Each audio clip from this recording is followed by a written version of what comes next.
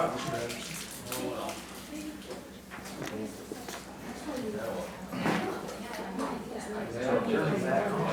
I just said,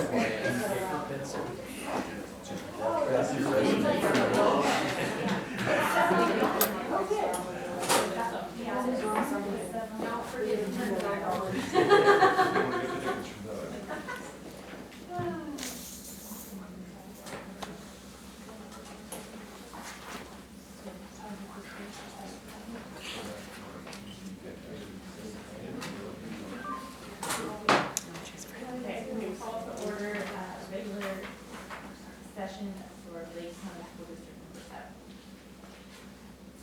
Let's see. Let's stand for the pledge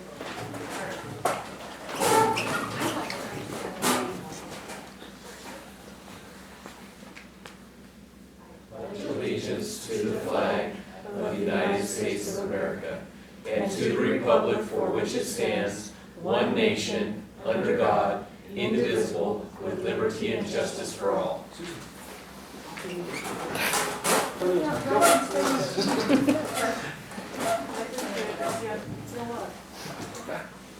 first up is approval or amendment of the meeting agenda item. Are there any changes?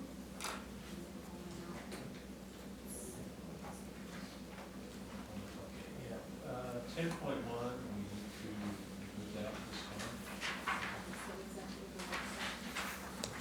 And executive work session canceled this evening. And then we have a late item, which is the consent to go on the ASB leadership trip to Seaside, correct? Yes. Okay. Is there a, So that would be 11.7, thank you. 11.6, is that updated as well? It's an updated memo. That's all. Okay. You don't have to answer it. No. Okay. Does anyone have a motion? Agenda 11.7, new business for field trip approval. Field trip approval, and we delete item 10.1. And also we delete item number 2, executive session, and item number 3, work session. Do I have a second? Yeah, I'll second. The motion has been first and second has been made to remove executive session 2 and 3, 10.1, and add 11.7.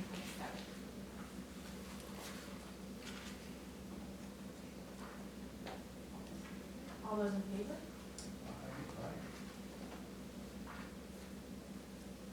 Motion carries. Okay. Next up, we have approval of minutes. The regular session minutes of September 28th. I'll move that we approve the minutes as presented. I'll second. The motion has been moved to accept the regular session minutes of September 28th. Motion carries. All those in favor? Aye. Okay. So now it's been moved to accept the regular minutes of September 28th. Motion carries. Next, correspondence. We have none. Public comment? Okay. Reports? ASB reports? So I'm Lily Hammer, and I'm the ASB president. Many things have happened at LHS and EMS the last month or so. We had homecoming week, which was full of activities. We had hall decorating, float and parade, court, football, boys soccer, girls soccer, cross country, volleyball. We had He-Man, the seniors won. Burning of the LHS was brought back this year, and the dance, we had a lot of people. We started the new year with a lot of new teachers, and the students were excited. We had new classes offered, and smaller kids were in the classes. We had the SAT here on October 3rd. There were about 12 kids that took it, so that was a good number.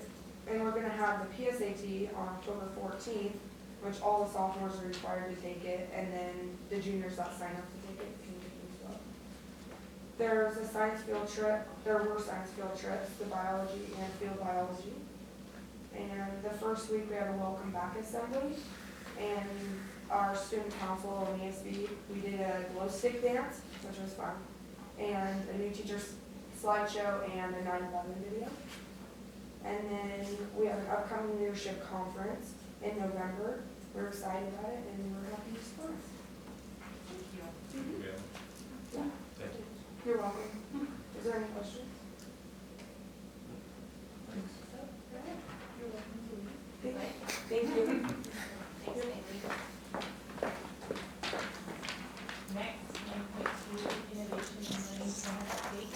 I'm pleased to introduce Cheryl Darrow. She is the new KCC ILC director, and Christy Point is leaving or has left us and moved on to the Lake County Resource Initiative. And very pleased to have Cheryl here this evening, not only to introduce and meet her, but she's also going to give us a report as far as where classes are this fall, how things are looking. And so without further ado, welcome Cheryl, and have at it with your report. All right, thank you. We are excited that we started the term, the fall term. We're at 501 credit hours now between 62 students. Out of those students, 10 are ADP students, and 3 of them are dual credit, so those are all high school or former high school students. Going to college that may not have necessarily gone to college before, having not had the opportunity through ADP. So that's very exciting. We're happy to have them. Working very closely with them and with Lonnie to keep them on track and help them be successful college students. We'll also be working very closely with the high school as the Oregon Promise legislation gets finalized, and that's a bit, for those of you who don't know, that's the legislation that gives free community college to high school graduates. We don't know exactly how it's going to pan out, if it'll be in conjunction with ADP, in place of ADP. The legislation is still not quite signed, but it will be in place. We're promised for fall of next year, so that's very exciting. When we have the final information put out on that, we'll be doing outreach with the high school kids here, getting as many of those that aren't going to the big city for a four-year school, that may not have thought about college, that they can do it here at home. It's a good opportunity. And that's where we stand now. Any questions, comments? Okay. Thank you. Thank you, Cheryl. Thank you. Next, 9.3, biodiesel report. Yes, Chairperson Roseberry asked that I bring back the report in regard to the biodiesel and concern for buses in sub-zero weather as far as the fuel gelling or impacting, or as Mr. Roberts, who will soon be speaking, turning into butter, so to speak. So it was also the great source of conversation at last week's OSBA meeting. Aisley drew a little bit of, alarm from everybody, but I saw John the next day. Get all the answers to our concerns. So without further ado, I'm going to turn over to John to talk about it. So you're on. I'm John. I'm the school bus mechanic, and I'm basically a district mechanic. I've been working with diesel motors for a long time. Mostly smaller trucks, but the buses for about 3 or 4 years now. Biodiesel is strictly a corn oil, soybean oil mix blend. What they're doing is they're blending in about 15%, 10 to 15%. And if you ever put oil in the refrigerator, what's it do? It goes from clear to kind of a cloudy, gooey thing, doesn't it? Okay, so they're putting that into our diesel now. What they're doing is they're putting additives in the diesel to keep that biodiesel from doing that, from gelling. The problem is that if the diesel, when it gets in Staub's tanks, if they go from their summertime blend and they don't bring their wintertime blend in until, let's say, late December, well, suddenly we're stuck because we've got a November freeze of 10 degrees. Now, I've actually seen these fuel filters, actually at 10 degrees, the vehicle stops and you go, wow, this thing just died. And that means your small trucks, all the way down to, the F-250s, 350s, all the way up to big diesels. Once that fuel pump pumps that fuel out of the tank into the filter, it picks up all that buttery stuff out of the tank, shoves it into the filter, and it plugs it up solid like a cube of butter. And so I've actually disconnected the fuel filters, pulled them out, it's like a cube of butter.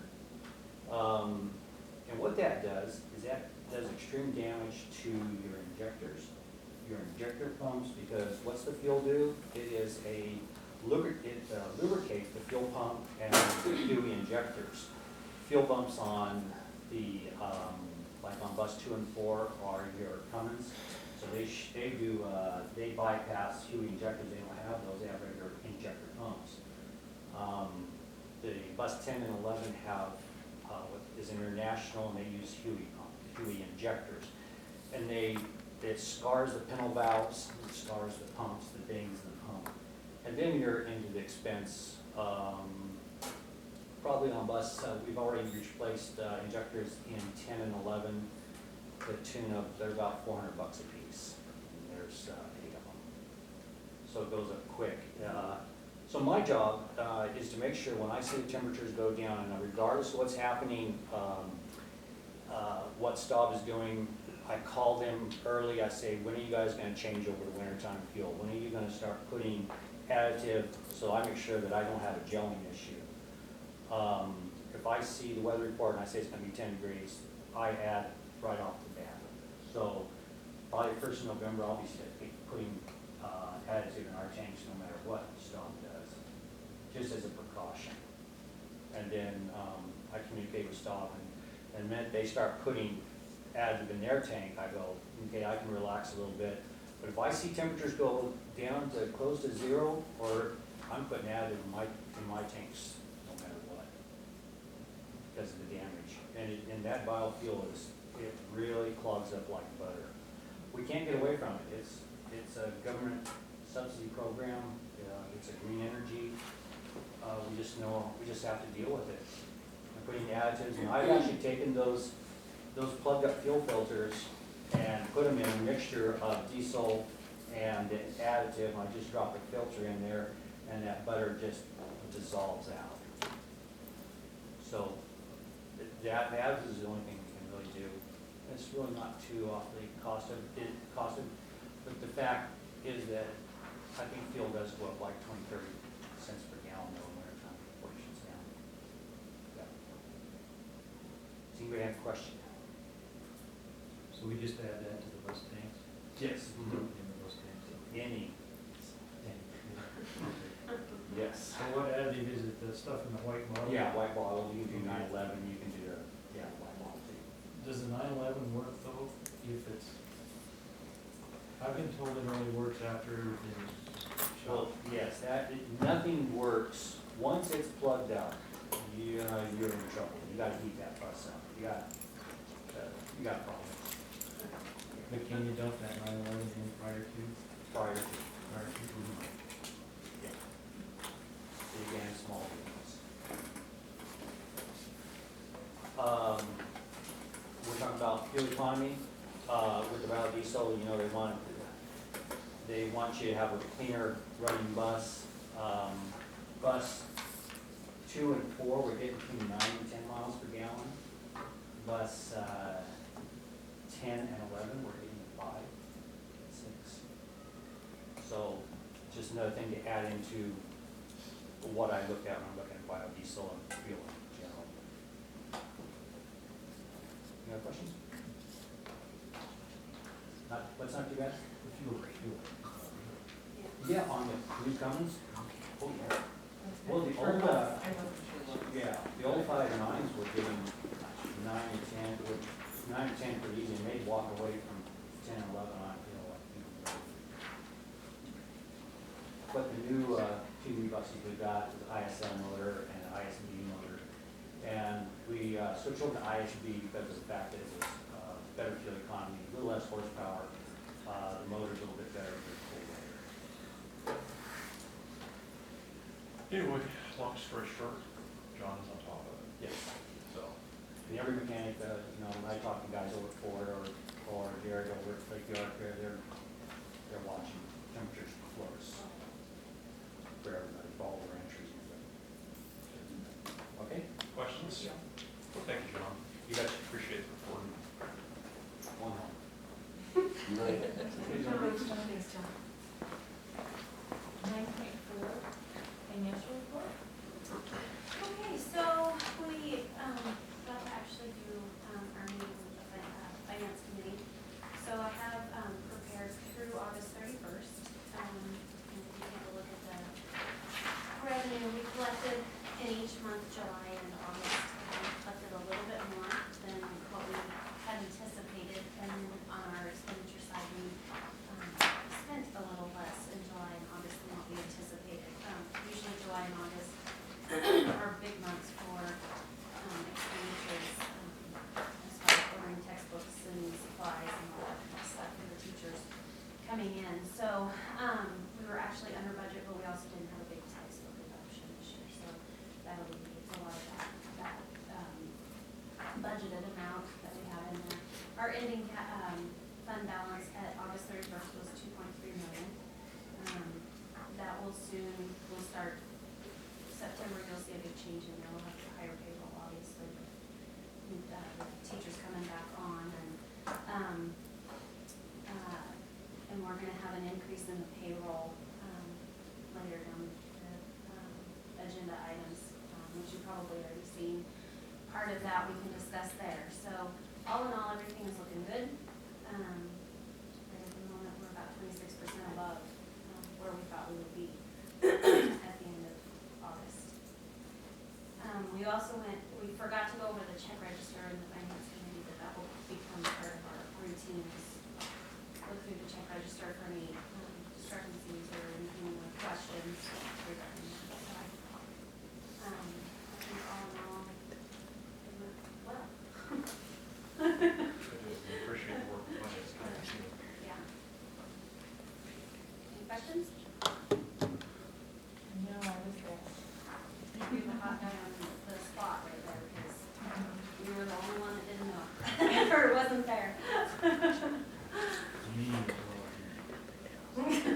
Yeah.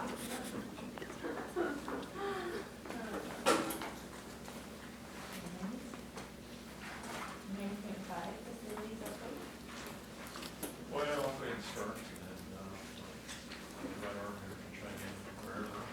Soccer field, I think the final round of dirt will be hauled in to fill out cans.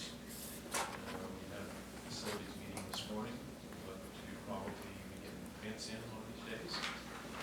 Scoreboard, I think, is a work in progress, and it's, I believe, off being manufactured. And that's the soccer field. The good news is, you know, the LHS soccer team is going on this year. We do have a lot of activity out here between Poplar, AYSO. So the field is getting some nice hoops. So, the bus barn, I'll let you take that one. So not fair. Give me the look. Yeah, no.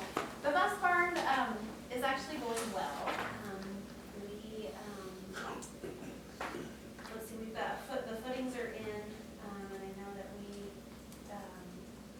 we've had a couple of changes that have happened, which we pulled it off the agenda that, Monday night, I think, or Monday morning, excuse me. We'll go back over those changes. On the change order, originally on your agenda, I had put together a little bit of a spreadsheet of where we were. Right at this very moment, this includes advertising, engineering permits, the whole 9 yards, we're gonna be about 165,000. What I kind of demonstrated out is that we do get to depreciate 70% of this cost, so about 115,000 will get depreciated, over 10 years. So that the 30%, which would be solely our responsibility, is, about 49,000. With that, we saved probably about 14,600 last year, and the reason why it's not a huge number is I went back to look through and seeing exactly what we had done. Last year, we had changed actually John changed the tire schematics on the buses, so we spent a little bit extra dollars on tires. These tires should last us a little bit longer, a little bit of a better tire. So there's quite a bit of money spent there from the prior year. The other thing is when John started working on those buses in July of last year, he went through them with a fine tooth comb. So anything that thought it might break, close to breaking or wearing out, he repaired it. So we have a lot more upfront costs in July and August to alleviate those things so it doesn't become a bigger problem come 1st of September and into October or whatever the case may be.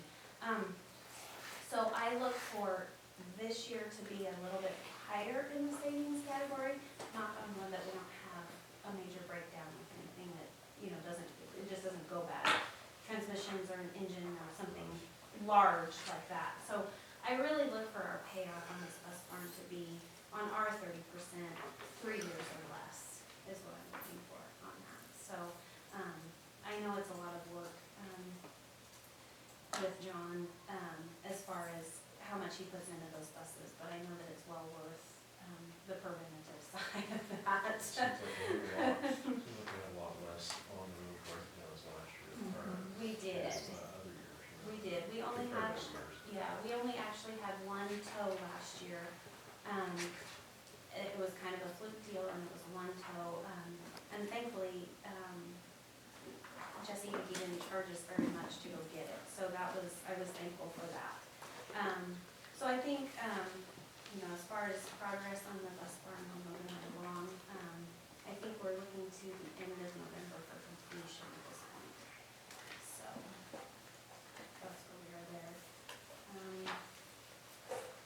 What else is happening? Bleachers. Oh, yeah, the bleachers. The bleachers are on schedule, November 9th, is that right? The week of the 9th will be a complete tear out of the bleachers. They'll come down and tear out the bleachers. That's pretty much in between everything that's happening with sports and that sort of thing. Probably do a red tape off of, where they can clean it, they can do underneath there, and the wiring can be pretty much done prior to them getting there with the bleachers, which is November 30th is the scheduled target date for them to be delivered. 3 days turnaround, they'll have them in. Luckily we don't have any games that week. We do, but they're away. And I think we only have to move one thing, a wrestling tournament thing or something. So it worked out okay, even though we were looking for closer to November, the first part of November. So they seem to be progressing along, so. ILC, we're working with Jim Walls to get that and Anderson Engineering, kind of our priority in order of completion, elevator first, main floor, and then third floor, all in that order. So that's where we're heading at this time. And I kind of think that's it. That's all we've got on our plate right at the moment. 9.6, building principal report. Oral reports from principals, so Mr. Proctor in the front row, you can go ahead and start with that. Apologize for making it happen.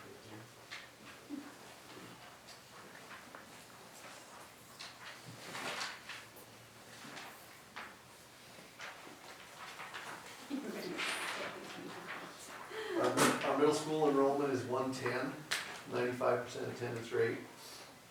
That's down 24 from last year at this time, but that, once again, that big 7th grade class, or 8th grade class is now, they're now freshmen. So, Lakeview High School sitting at 256, which is up 6, at a 94% attendance rate.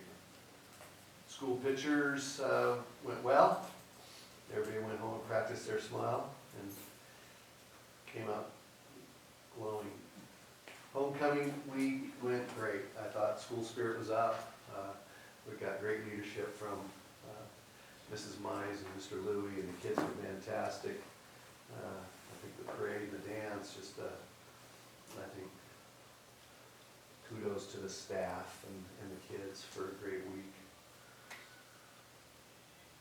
Progress reports went out last week, and that signifies we're already 4.5 weeks into the first quarter. And we'll start our PASS program, which is our lunchtime study hall, mandatory study hall for middle school kids that are struggling with grades. We've already we've started study hall on our Wednesdays. The library remains open from 2 to 3. Not a lot of kids taking advantage of that currently, but then I think once maybe progress reports come out and get home, they might start taking advantage of it. We might see numbers go up there. School safe, we've already, drilled a couple times with our kids on evacuation. September was our first direct evacuation, and everybody went out to the staging area, and we went through our first fire drill. And then in October was the full-blown earthquake, natural disaster, hostile intruder, direct evacuation, bus evacuation. We transported the kids to the fairgrounds, which we're required to do twice a year, 2 bus evacuations per school year. So we do one in the fall, one in the spring. And that went well. Our kids and their staff was organized, and I appreciate the bus drivers, and we loaded 7 buses and hauled them down to the fairgrounds. And it went well. We are going to have further trainings. We're meeting with law enforcement on the 19th of this month to talk about what we want to do with some staff training on our 30th, which is our half-day grade day. We're going to bring law enforcement in on the other half and potentially do a simulation with them in the building. So hopefully we can square that away on the 19th and further our training with our staff in conjunction with law enforcement on building evacuation, lockdown, lockout, those kind of things. Any questions? I'll say the football game was great. The enthusiasm and excitement was better than I've seen in a long time. Yeah, I agree. I mean, the cheerleaders were wonderful. They did a nice job. We got the crowd engaged. The band did a good job. It was fun to see the Moreno beat us again. And I mean, yeah, it was great that we won. That always helps. But even if we didn't, I think the enthusiasm and the excitement just there was, you could feel it. I agree. Good night.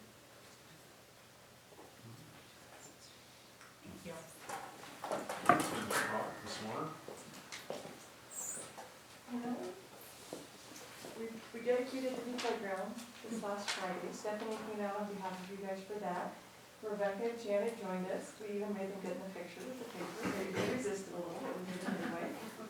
And there was really a nice turnout for that. The kids, the parents club. We got the folks there, the majority of them that really spent the time and had a lot of emotion and energy invested into it. We were missing one person that just couldn't be there. But I'm glad to have that playground done. John was out there and Sam, and we got to appropriately thank them for all the hard work that they had done on that project. They also had a greenhouse in at Union. Grace Hoskins had her BLM folks, her little slaves come out, and they donated a greenhouse. And that was a in-kind donation for a grant for butterfly habitat, and John has most all of that landscape out there. We're not in any huge rush just because a lot of that stuff, we can plant some this fall, but some more of it may go in the spring. So our part of it, we got a count, was the donation of labor from the BLM guys and the greenhouse. And then there was no other applicants, and so we got the grant for the butterfly habitat. So just a really great environment for the kids. Put a lot of hands-on science. The sixth grade teachers are all working together, and they have a carnival plan, a fall carnival for October 24th at its union. And I think that's going great. The teachers have all that under control. In town, at Fremont and Hay, we're planning a parents' night, kind of open house, even though we did an orientation. I think it's a good opportunity for those teachers to be able to talk about their homework expectations, talk about their homework policies, but we also really want to be available to the public to explain any questions they have about Engage New York.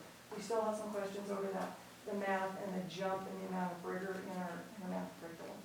So we'll be doing that on the 20th next week. I wanted to thank the board again for the opportunity for the early release Wednesdays. We're getting to do some really great things. For example, last Wednesday, they had a little bit of time to work on progress reports, but I asked them for communication logs where they made parent contacts and then turned them into me so that we could kind of give the kids kudos that needed them and maybe talk about some concerns with some parents as well and have that time for that extra communication. The elementary programs have a PBIS program, it's a behavior incentive program, and the kids get gotcha tickets, union kids get pride tickets, they all have stores set up to be going on this month for those kids to spend those tickets, and they respond to that and just love it. Parents Club is going to staff all of it for us, so we can take our teachers or aides out of the classrooms at any time. Our enrollment is pretty steady. We've lost some kids and gained a bunch of new kindergartners, but our kindergarten classrooms are still pretty manageable sizes. We expect one more kindergartner at the end of the month. Can I go ahead and do the title III right now? Is that okay with you guys? Yeah. Well, wanted me to give you guys some kind of cool news. For the first time in about 4 or 5 years, your Title III program that's federally funded met their AMAOs, and those are their measures, their benchmarks, so to speak, for their ELL learners. And they found out yesterday that they met all of their AMAOs, which means that instead of spending that time to fill out ODE reports twice a year, it takes us out of improvement status and gives us the validity with ODE to say we're good, and we don't have to visit with them for another couple of years. So Jake Glassman, Rosa Felder, and Susan Albertson really did a lot of work in after hours time to do that. So I was happy to give them that stipend. I appreciate that, to be able to help them with that hard work. Congratulations to the entire crew. That's no easy feat, and job well done. Anytime we get a good job from ODE, we're just gonna take it. So, any questions about anything? You might have to climb to the board what an AMAO is, what that acronym Annual means. measure of Achievement outcomes, objectives. We used to do a report yearly, and then we just didn't meet them and didn't meet them. And what happened with No Child Left Behind is the targets kept jumping about 10% every year, and they became very unattainable. And so when we got the ESEA waiver, we still had these targets, we still couldn't meet them, and finally, the Fed said, we need to have some targets that are actually attainable for these folks, and we are obtaining those above the state level, so. All right, Thank you.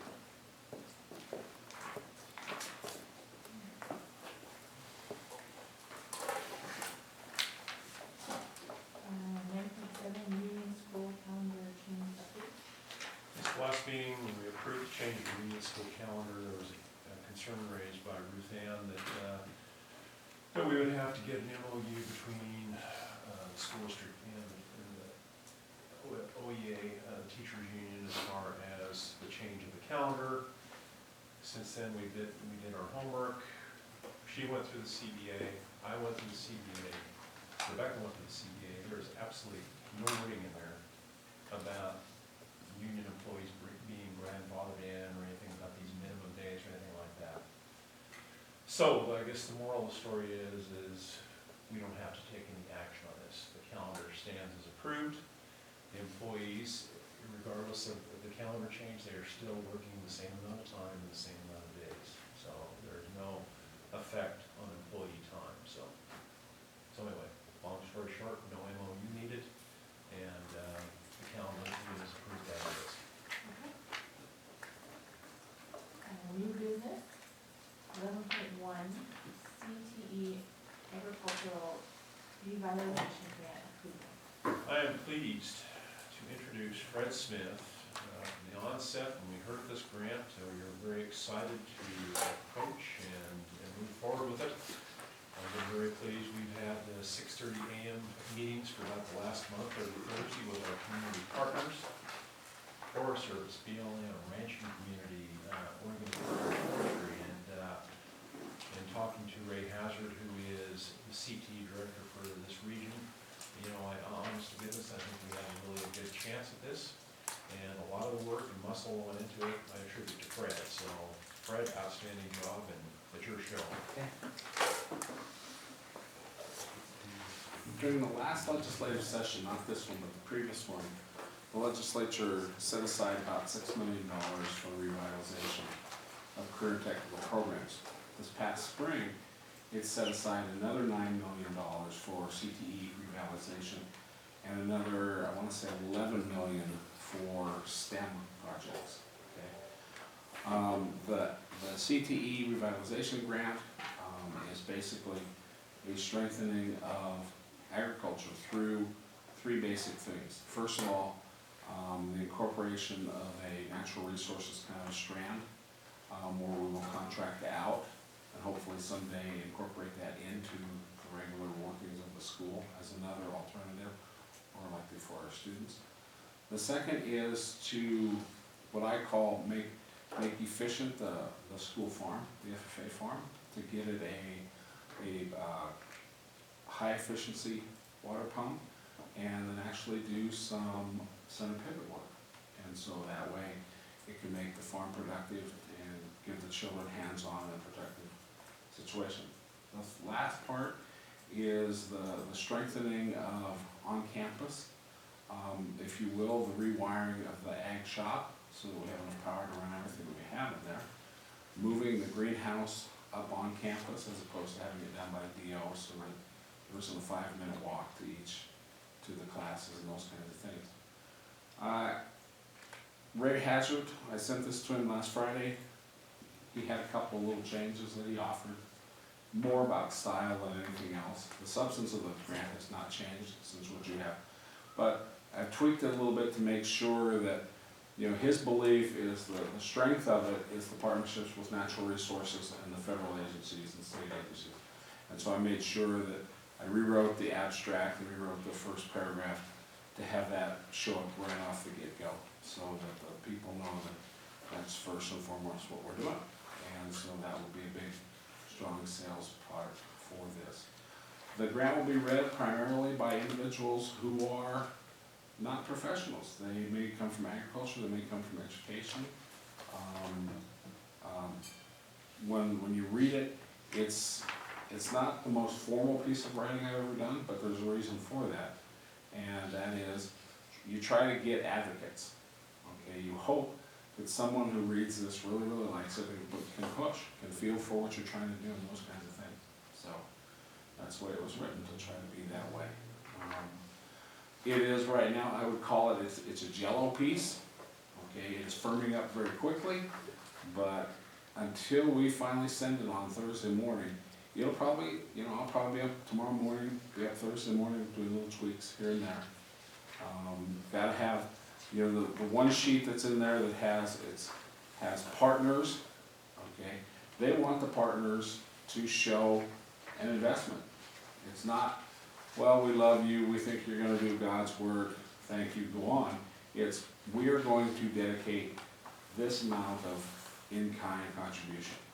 Now, they won't say it's match, okay, but that's what it is. So, what we've done is I've told everybody who is writing a letter of partnership, tell me what you're bringing to the table. And I've been just about that blunt, and just said, especially, I have one group and it's just like, write down what you're gonna do, what the going rate is for this service per hour, put it as a total, and we'll just say this is your in-kind match. And so, the strengths, the working with our natural resources, the expansion into it, the success of the model that we're going to use. Ray seems to think we have a good chance. I mean, $400,000 doesn't go a long ways, but it's better than poking the eye. So, that's what we had questions. So the match funds are not, you say down here, they're optional. Correct. That is correct. That's part of the state's kind of, well, it's not really matched, but we'd like it to be matched kind of deal, and so that's why it says optional, so. So are the matching funds, are they going to actually happen? They don't have to, that's the option. They can commit through resources like time and labor and things like that, they don't have to actually load it up cash. Yeah, all the things that I did, like if you look down on where it says like high school, I say, okay, we have normal budgets. Okay, and the operating budget for the ag farm will have equipment, supplies, those kinds of things. My budget for welding and for small engines has equipment, supplies, and I just put those up and just added those up. And I was making some things go. The Lake County Resource Initiative, Jim Wall seemed to think that we could be very successful in writing support grants to a foundation called the Fred Fields Foundation that has to do with education of youth on natural resource issues. Is that where that $100,000 money comes from? So, he seemed to think that wouldn't be difficult to do. So.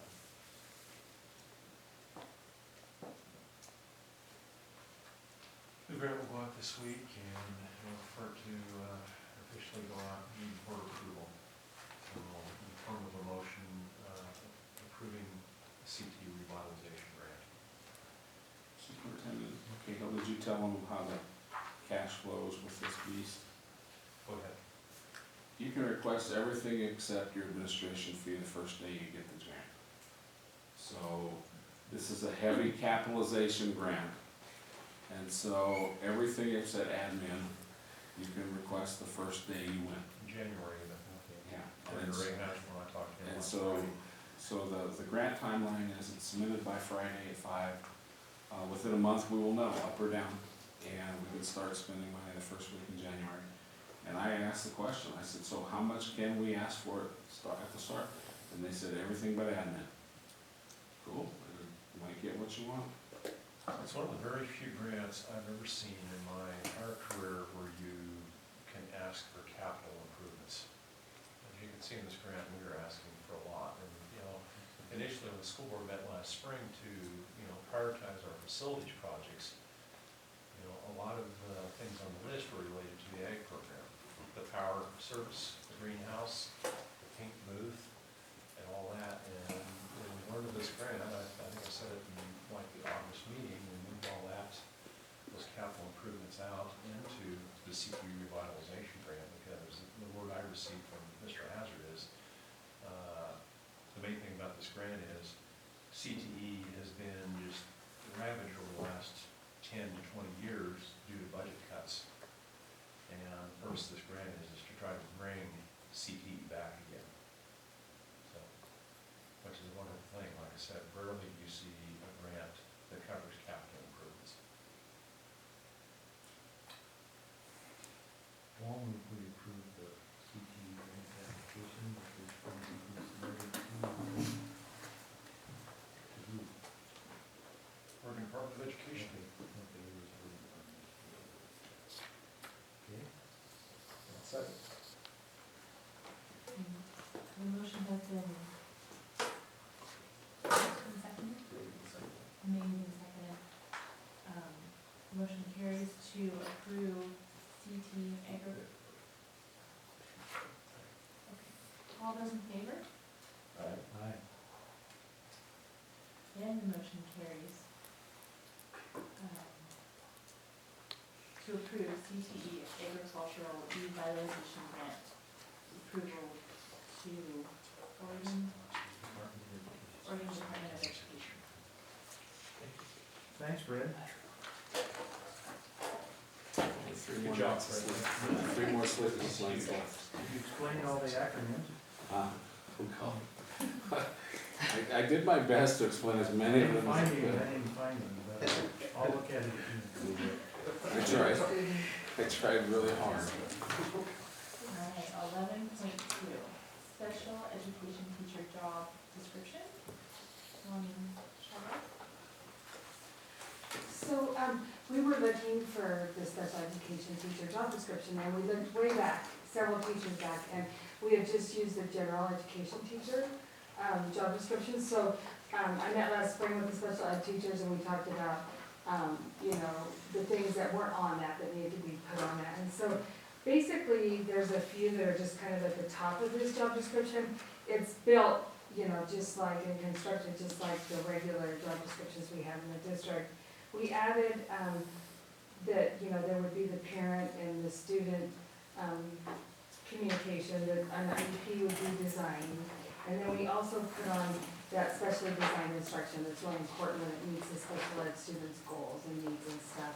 The majority of, the rest of it is definitely, what our regular teachers have. And even, over on number 21, we put, we had aides and volunteers. Well, the, general ed teachers also have that one as well. So we just wanted to, tailor it a little more to the special ed teachers' needs, and so that's what I'm bringing to you guys.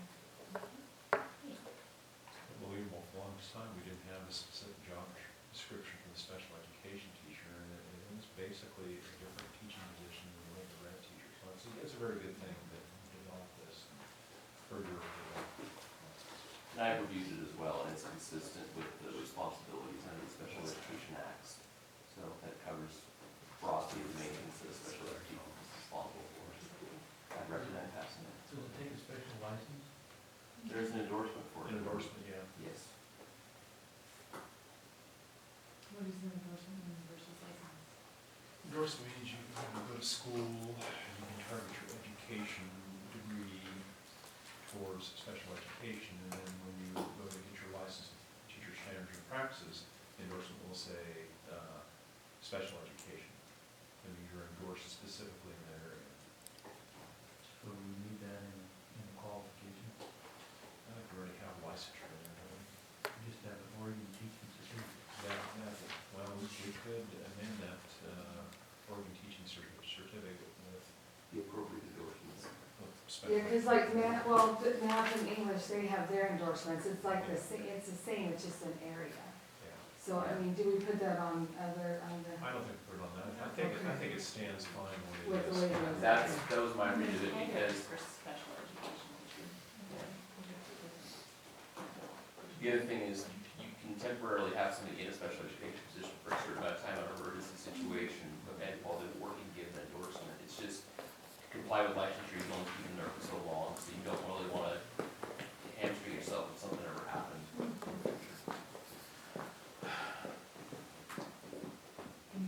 Like an unexpected illness. So anybody with a teaching certificate could meet the job qualification. In emergency situations. In emergency Emergency situations, they would not be comporting with their licensure if they were assigned over a certain amount of time.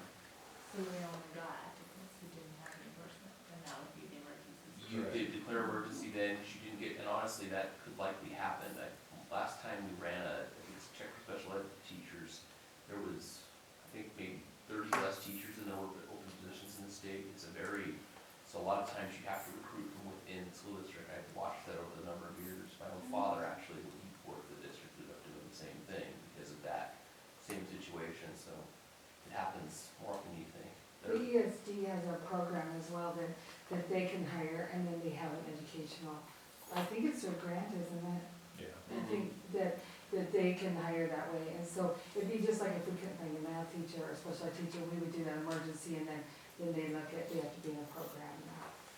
Two most sought after teachers are special education teachers and speech pathologists, and there are programs out there now with loan forgiveness if students entering those fields.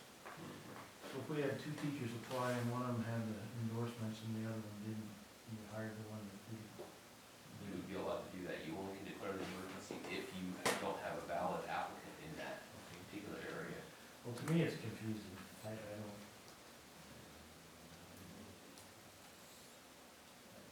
We could add, would it clarify for you if you added the appropriate endorsements? We don't want people to apply that don't have an endorsement. Correct.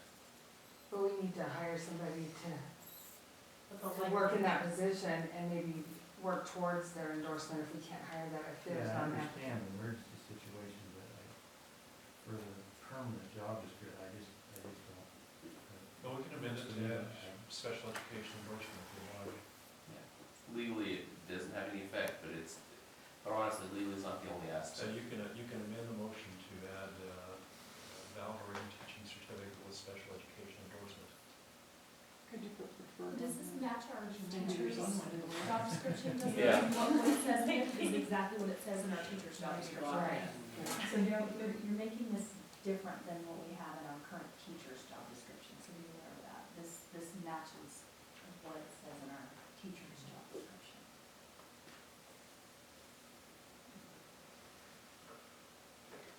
Cause I don't, what if you put preferred, I mean, would you, no, but that would change it too, because our regular teacher job description doesn't have all the different endorsements No, they they can don't have. differentiate by any of those, like Yes. elementary ed or language arts or agriculture, any of those. It says the same thing for all of them too. Because each one of them, to be teaching the position for the duration of time, have to have an endorsement. Licensure incorporates all of that under the legal concept. And I think TSPC is changing so much in how they do everything too. I mean, things that were done this way last year, this year, your endorsement looks different and everything is a lot different. I mean, I'm just seeing something that last year just said you had to get separate elementary and then separate middle school, high school is now pre-kindergarten through 12. We're just making so many changes that I don't know how that limits us.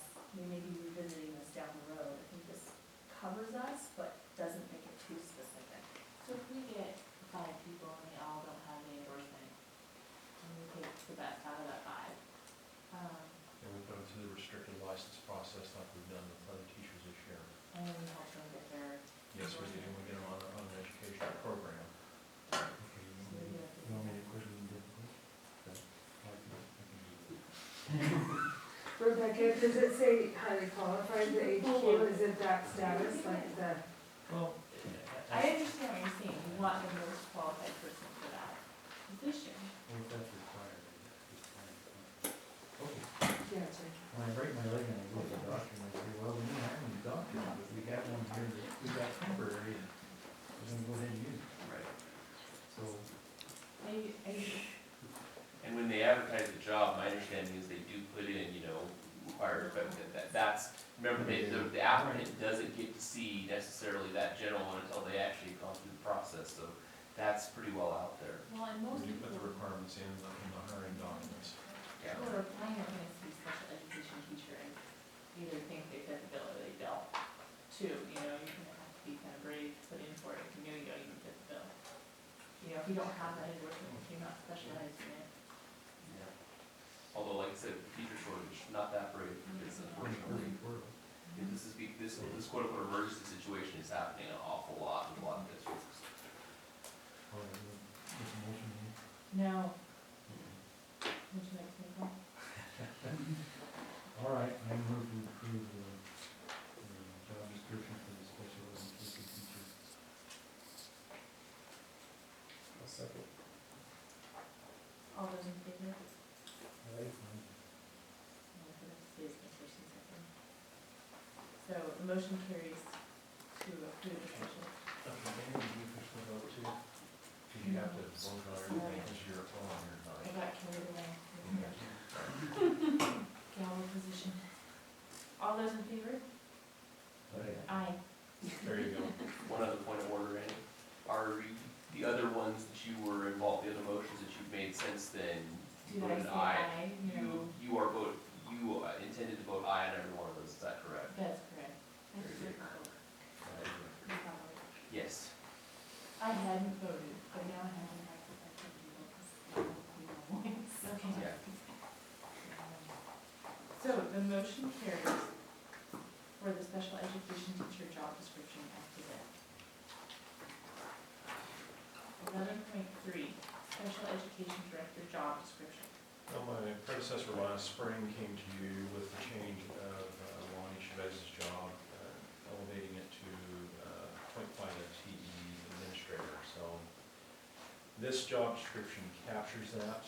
In prior years, that particular special education director piece has always been kind of an extended contract, and now it's elevated to administrative status. So from this administrative team and Mrs. Chavez do develop the special education director job description. And I think it's very self-explanatory, but here it is for your approval this evening. And I think it very well covers what Lonnie does in her .5 FTE as special education director. So, questions?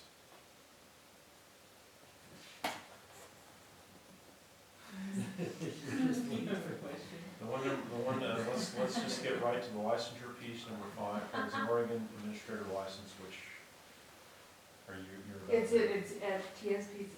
So, So.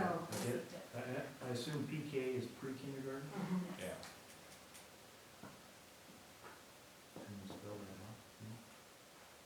That would be a bad idea. we do that. The problem with this stuff is it all turns into Acrobat. All that acronyms. Yeah, all Acrobat acronyms. We can do that. And the problem is they may change the acronyms on you in a couple of years, and we don't want to have to keep We redoing would have this. to make that amendment.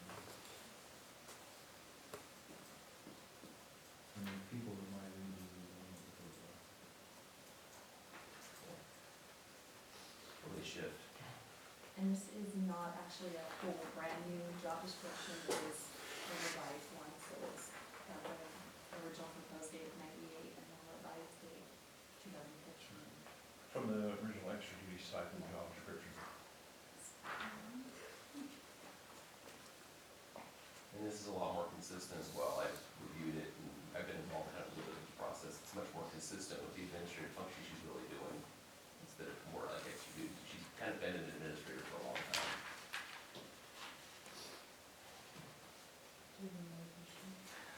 Other questions? So we need a motion to approve the special education director job description as presented with PK spelled out. Right, I'll make that motion. I was second motion. All those in favor? Aye. Aye. The motion carries. Thank you, board. 11.4, union board meeting date discussion. As you know, our next October meeting is a work session, which will of course be here. Traditionally, the first November meeting is at Union School, and that will be November 9th. And for your wishes this evening, I would recommend we go ahead and, as we do annually, schedule that November 9th meeting at Union School. You need to make a motion, do you? No. Just need to know if that's what you guys want to do, if you want to do it differently. I give it up, just do it. Well, you don't have great cookies out there, so I'll give that task to Mrs. I made Warren. chocolate cake one year, and nobody ate any, everybody had, either they were on a diet or whatever, so it's vegetable tray. I'm very chocolate chip celery. Well, you know, maybe so. Is it, Yeah, carrot cake, yeah, that bridges here, that I gap. can compromise, thank you, Pete, for being a good that. Is the frosting Well, on the it's, I side? know this is probably not the appropriate time for discussion because I'm learning rules. But is there a reason that ADD or Fremont did never host? Union did because we're out of town, but just because it was out of town? Because I would be happy to host other ones while we're in a transition phase. So Steve and Jesse aren't always I hosting think, it. we had a school board meeting at Fremont one time, and, Little Cherish just about killed us all. All right, okay, I'm just making the offer. I'm just But trying to hay help. hay is very doable, though. Well, you guys can talk about it, but we're happy If we move a lot for people to Probably. go. we're happy to host anywhere. Thank you for that offer. Mhm. Maybe we could do like a spring time there, with the fall I think it'd be a spring time. wonderful idea, you know, So we don't have do to it on elevator, check out each building. call every month. Okay. 11.5, ADA playground approval. Yeah, we are seeking your approval this evening to move forward with the AD Hay Playground project. We crunched all the numbers as far as proposed cost and also resources. The time we got through calculating the resources, we were in pretty good shape. There was one typo there. It says at the bottom of number 6 on that list, the second list down there, total resources 65.5. That should say 77,991 is what that should say. So you see it on the second part there underneath the estimated cost. So anyway, that's my 2 bits on. I'm very excited about this, being the former principal there. I'm really looking forward to getting this project off the ground, but I'm gonna turn it over to Susan to finish up the commentary here. There you have it. Go This for is it. Will's baby. He's been working on this for years. I'm just happy to be involved in the process. We've got Union, some great playground equipment, and there's really a need at Hay out there on the playground every day. And so we're looking for funding sources, and I'm happy to go, Mr. Cahill, to visit some of those folks in town, those service clubs, to see if we can draw up some more funding for this. The letter's pretty self-explanatory, but if you have any questions about it, I'm happy to answer specific questions about the project. We'd just like to go forward and start researching and fundraising to see where we can end up. So we're seeking your approval to go ahead and begin doing that. So What's the e-script program? eScript is a program that's tied to a lot of, consumer chains. In this particular case, it's Safeway. You sign up for the program in the fall through your school, and a percentage of your groceries at Safeway go to this eScript program. So when you sign up for eScript, you specifically specify what school you want the funding to go to. eScript used to be pretty much just a general fundraiser. You could pretty much use it for anything or any type of need in your school, like technology or whatever. In the last 2 or 3 years, they've changed their target as far as what you can purchase with the school funding. And basically, the thing now is physical education, athletics, and playgrounds. So we banked, I think, $7,000 and some in eScript, so that just fits perfect into the state playground project. So, we're very excited that we had it. I didn't know we had that much money in that account. It was a very pleasant surprise the other day when I phoned down there and got that number from Susan, so.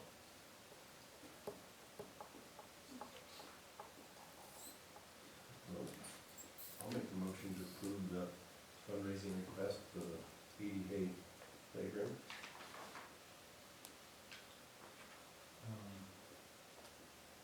I'll second the motion. I have one question though. My firm was not compensated for the estimate. I'm sure we did all that approved, so. Will we be running the project?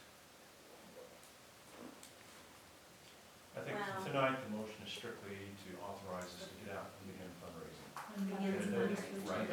doesn't figure Daryl into the motion this evening. So Right, I think we're okay at this point, just anything further, I think needs to be Yeah. done with the director. if we involve anything by Anderson Engineering in further, as far as project management and everything else, then we would have to have Daryl declare conflict.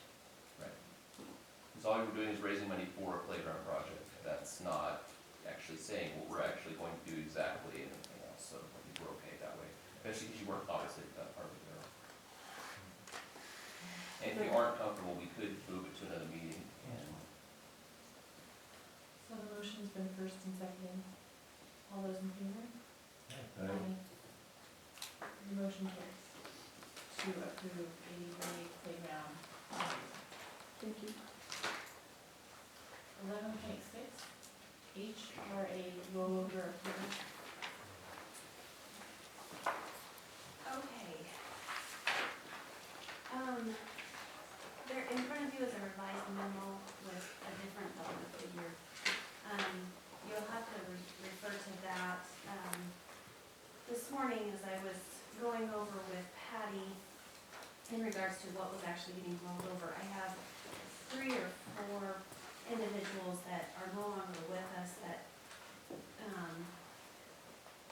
that have moved on or whatever, but they are eligible to still collect 90 days after their date of separation. So I had to go back and include them. So the total dollar figure is actually in your memo with $105,836.20.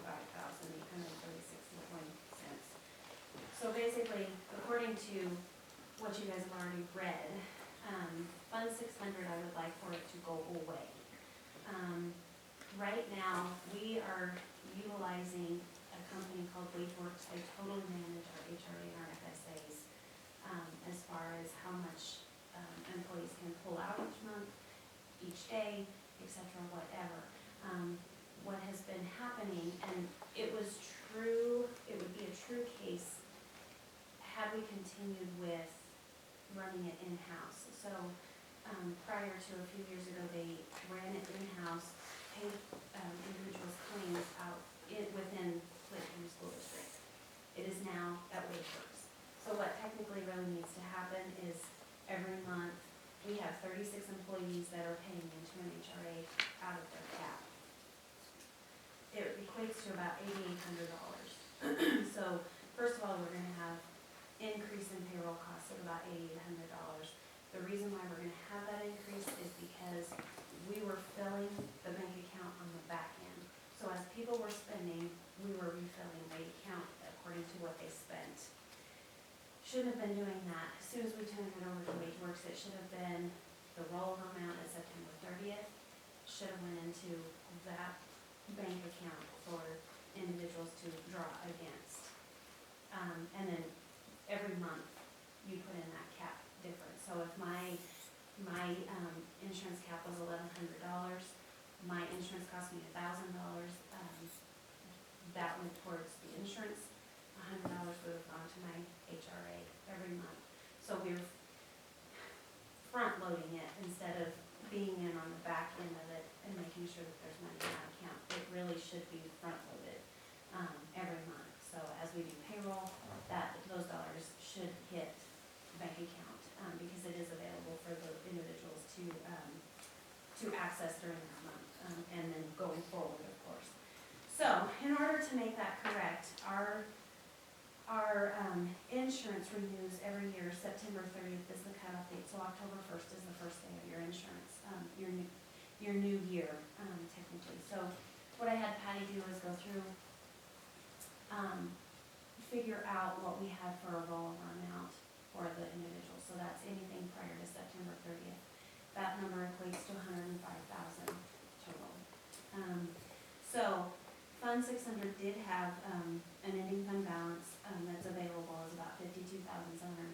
My proposal is to pull those funds out of Fund 600, and the remainder, of course, would have to come out of Fund 100 because essentially Fund 600 is an extension of Fund 100.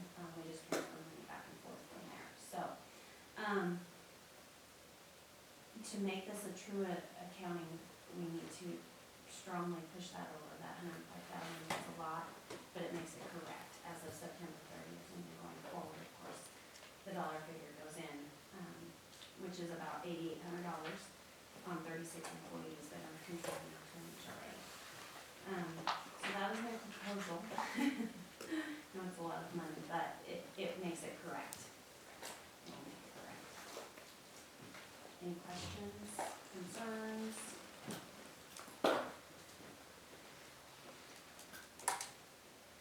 Christian?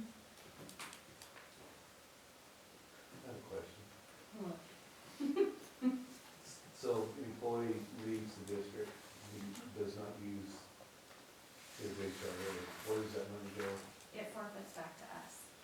So essentially, so say if we had somebody that leaves us September 30th, that's a good cutoff date, September 30th, and they had 5,000 sitting in there, because it rolls from year to year, you know, it's eligible to be used after that. The 5,000, they have 90 days to make claim on that 5,000. Has to be But- medical. It has to be medical, and the date of service has to be prior to that September 30th Okay. separation of duty. Okay. So the date of service before that, but they have 90 days to get that in there. Once the 90 days, like I've got 3 or 4 that I'll look at December 29th and go figure out how much they use. Well, of course, I'll know how much they use because we get a report, you know. But any of those dollars will come back to us. And go where? It goes into a forfeiture account, essentially. Technically, it will go back into your Fund 100. So it's something that gets recycled. 100 and the 600 is staying in the HRA. Well, see, the Fund 600, it was a good idea when they had it in-house. And yes, they moved money from Fund 100 to cover that Fund 600 to just keep it separated. So you don't have a lot of claims within that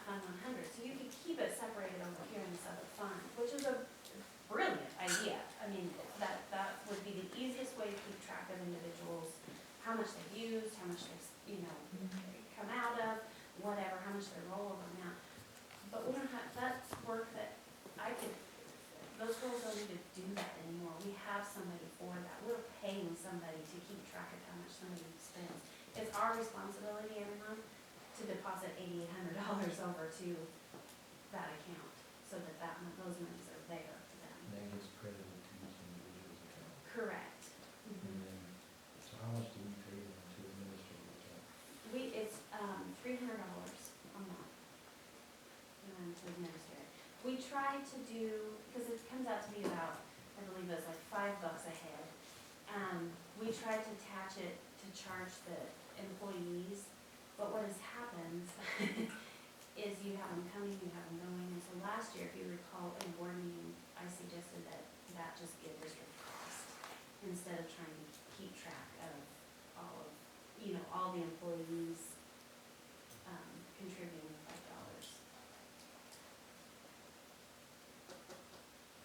Trying to give us $2,650. And there you go. You've done it. And somebody like me comes along and get it out of here. For a very long time. And it won't completely go away, I will tell you that. What will happen is, we do have retirees that still run, it'll end up being an in and an out. They pay up for their premiums, we pay it out of that same account, same fund. So it will still exist, but as an in and an out. So it should be zero at the end of every month. So do we have a motion to approve HRA rollover?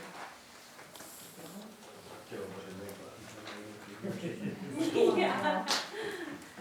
I'll move that we approve the rollover of the HR health retirement account. And presented by Ms. Mayor. One second. You have a first and second, all those in favor? Aye. Aye. Motion has been made to approve HRA rollover approval. I haven't looked at on that, but the amount of checks that the district is writing to people on this, we get done for $300. It's a bargain. It really is, because it takes away a lot of Patty's time to sit there and reconcile an account, or one individual's account, how much they spent, how much they pulled out, how much was go in there. Yeah, it's a debit card, it hits right to their account. It's happy to be reclining. Yes, it does, every once in a while. Yeah. The other nice thing is that one of the reasons you guys approved that thing in the first place was to keep compliant with all the HIPAA and Obamacare stuff. So trustee paying somebody else to put up with that regulatory nightmare, it's well worth it. Yes. All right, number 12, consent agenda. Is there, or if you can approve it as is, or if you want to pull something out and discuss? Sorry, we have an extra 11.7. Oh, yeah, we do have 11.7, pardon me. Thank you. I'm gonna turn it over to Ms. Mize. Excuse me on that. So the ASB students every fall go to Seaside for a leadership camp, and it's, because it's in Seaside, which there are fewer places in Oregon further away, and it starts Sunday at like 1 o'clock. We leave on Saturday, so we end up staying 2 nights. And, so we are asking for board approval for that 2-night stay in Seaside, the first part of November. Do I have a motion to approve overnight stay in Seaside, November 7th? Yeah, I will make the motion to approve the OASC fall conference trip schedule. I'll second. We have a first and second, all those in favor? Aye. Aye. The motion carries to approve OASC fall conference trip. Okay. 12, number 12, Yeah, consent yeah. agenda. Do we have a motion motion to approve consent agenda as presented? I move we approve the consent agenda. Is that right? You look- I don't know if it's specified. Yeah. Special ed thing, there was a time review that you and I didn't talk about, that we never. Okay, this is very last minute, full MODOC tuition. I'm sorry, I was at the dentist today and I didn't see this. I apologize. There's some special ed component in this, you guys want to go take a look at, so. I'm sorry. I change the motion to approve the consent agenda, accepting, MoDOT County tuition, review. I'll second. The motion should be just for the whole Just, club. yeah. Yeah. But removing. Okay. So we're removing the tuition fee? Yeah. Which I, okay. So he made a motion. Yep, the motion that he made basically was to approve the consent agenda minus the MoDOT tuition approval, right? Yeah, that's the one. And I second.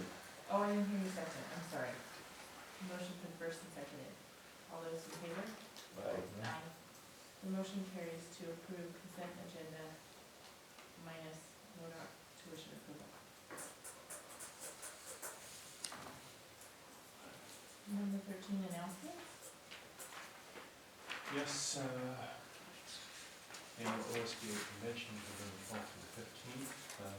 I will be attending, and Ms. Bunt will be attending as well, so I look forward to that, and we'll bring you back a report as well, so. Should be exciting. Yeah, that'd be fine. Yeah, it's gonna be nice to have a board member there, we haven't had a board member there in some time, so. I appreciate that. Thank you, thank you. Oh, That's good. Next board meeting agenda item, next representative. Work session recommendations, what would you guys like to cover in that? the stuff we didn't cover this day. Got that one already. So what's the date? November 20 or October 26th. But that won't have regular session, right? That's I'll be just all work session. It's gonna cover the staff surveys. Staff Which survey. we'll get to tonight. Superintendent evaluation. Well, that's exec session. So are we gonna have an And exec we session? have discussion, the top template of work session up. We're gonna, at some point, we're also gonna discuss the board self-evaluation piece too, right? We can do that. You're gonna do that? Yeah.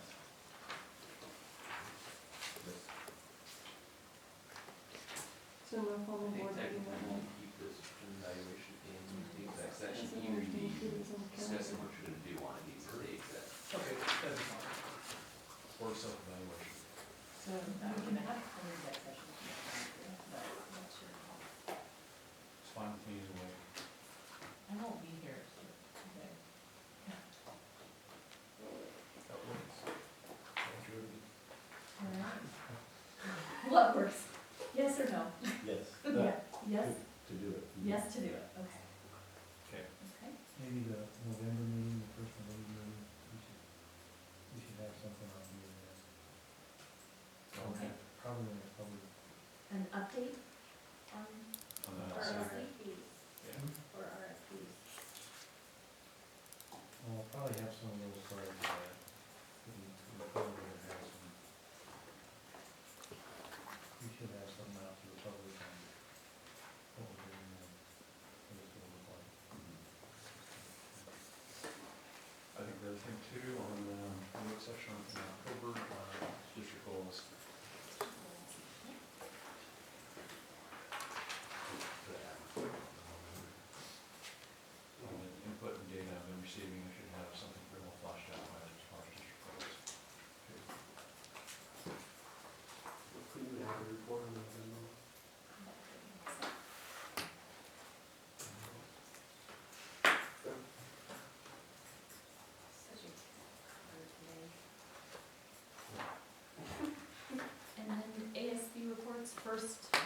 meeting of the month, is that gonna be?